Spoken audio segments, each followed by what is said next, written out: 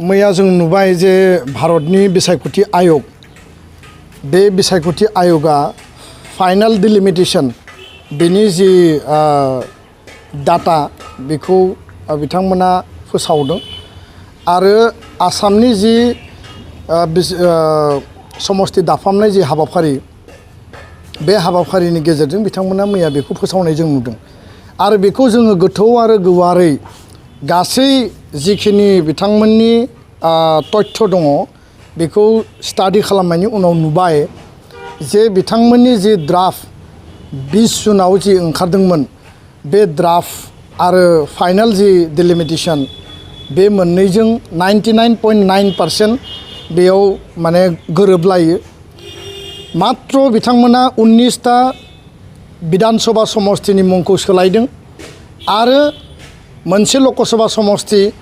मंगलदैमोन बेखौ ड्राफ्टआव दरं होबाय आरो दिनै जों फाइनाल डिलिमिटेशनाव नुबाय बेखौ दरं उदालगुरि नाम होदों आरो मोननैसो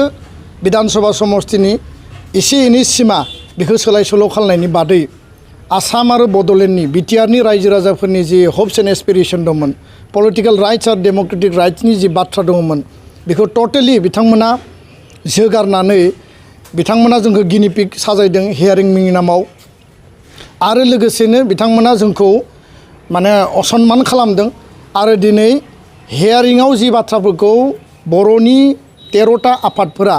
जि बुंदोंमोन आरो गुबुन गुबुन राजखान्थि नङै हान्जाफोराबो जि बुंदोंमोन बे बुंनाय बाथ्राफोरनि मोनसेबो बाथ्राफोरखौ बिथांमोना दिनै फाइनाल डिलिमिटेशननि जि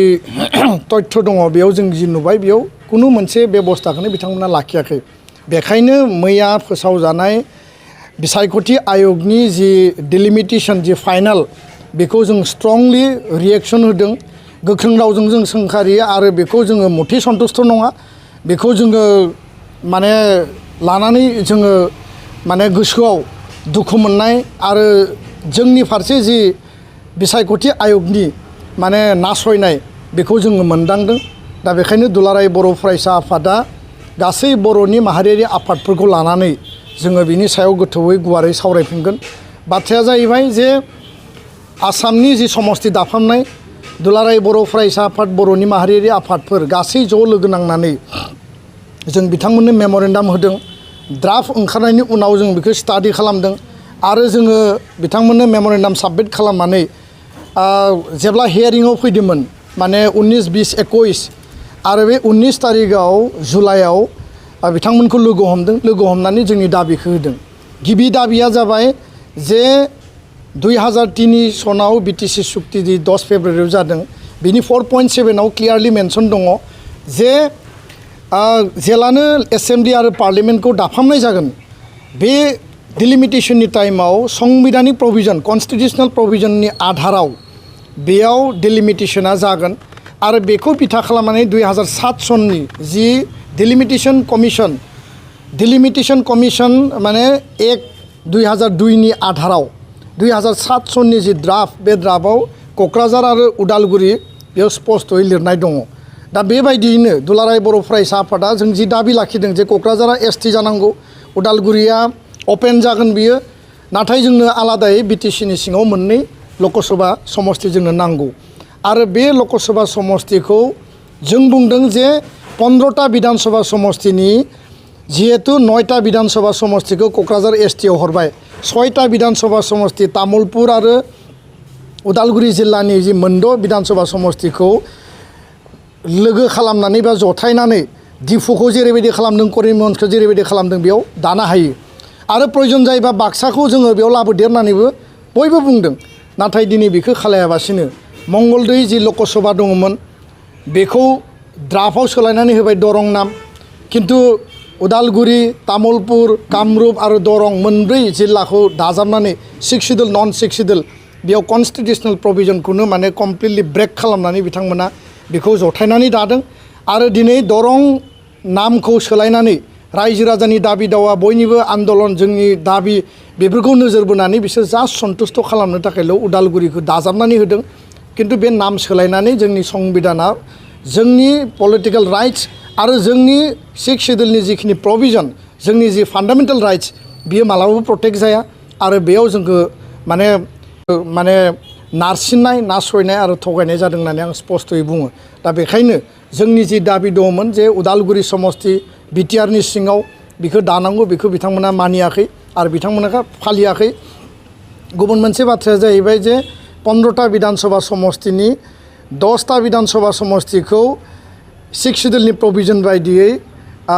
रिजार्भ फर एसटि लाखिनांगौ होननानै जों बुंदों सिगांनि समाव मोनद' दंखायो ड्राफ्टआव मोनद' ओंखारबाय आरो दिनै फाइनाल जि डिलिमिटेशननि जि तथ्य तालिकायाव जों नुबाय बेयावबो मोनद'खौनो लाखिदों मोनब्रै बारायनांगौनि जोंनि जि दाबि दङमोन बेखौ बिथांमोना एसेबो माने अट'नमास डिस्ट्रिक्ट काउन्सिलनि सिङाव आर्टिकल 330 आरो आर्टिकल 332 नि जि प्रभिजन दङ रिजार्भेशन फर शिड्युल ट्राइब बे बाथ्राखौ लानानै बिथांमोना कुनु मोनसे संबिधानिक इन्स्टिट्युसन संबिधानिक बडि बे इन्स्टिट्युसना दिनै संबिधान रक्षा खालामनायनि थाखाय हाबा मावाखै दा बेखायनो बे जि मोननै जोंनि जि मुल दाबि दंमोन गाहाय दाबि दंमोन मोनसेबो दाबिखौ आय'गा दिनै बिथांमोना बेखौ खोनासंनानैबो बिथांमोना दिनै मानिनानै लायाखै आरो फाइनाल डिलिमिटेशनाव ओंखाराखै बेखौ जों खुद्रिदों दुखु मोनदों आरो जों स्ट्रंलि बेखौ जोङो माने रिएक्सन खालामदों बाथ्राया जाहैबाय जे बिथांमोना बुंदों जे मोनफ्रोमबो स्पष्ट बाथ्राखौ बिथांमोना लाखिदों मोनबा गाइडलाइन आधार होदों संबिधाननि आधाराव आरो संबिधानिक इन्स्टिट्युसन हिसाबै जों संबिधाननि आयेननि नियमनि आधाराव खामानि मावगोन होननानै हियारिंआव अनुप कुमार पान्डे बिथाङा जोंनो बुंदोंमोन इलेक्सन कमिशनारा किन्तु जों नुबाय जे दिनै बिथांमोना कन्स्टिटिउसनेल एन्ड लिगेल प्रभिजन 1 नाम्बाराव होदों जग्राफिकेल माने बाउन्डारिनि बाथ्रा बुंदों पपुलेशन डेन्सिटिनि बाथ्रा बुंदों एडमिनिस्ट्रेटिभ इउनिटनि बाथ्रा बुंदों जिफोर मोनबा आधारखौ लाखिदों एडमिनिस्ट्रेटिभ इउनिट हिसाबै बिटिआरआ 6 शिड्युल बे आलादा नन बिटिआरजों बे सरजाब जाया जग्राफिकेल बाउन्डारि हिसाबैबो जोंहा आलादा आरो पपुलेशन डेन्सिटिखौ नायोबाबो दिनै जोङो माने 12 लाख 15 लाख पपुलेशना जोंहा क'क्राझार एसटिखौ बाद होनानैबो उदालगुरि जि प्रप'ज जोंनि जि दाबि दंमोन बेयाव बे पपुलेशना मिट जायो किन्तु दिनै जों नुबाय बिथांमोना कन्स्टिटिउसनेल प्रभिजन 6 शिड्युलखौ मानियाखै एडमिनिस्ट्रेटिभ इउनिटखौबो भायलेसन खालामबाय पपुलेशन पेटार्नखौबो भायलेसन खालामदों जग्राफिकेल बाउन्डारि भायलेसन खालामदों टटेल मोनबा फिचारखौ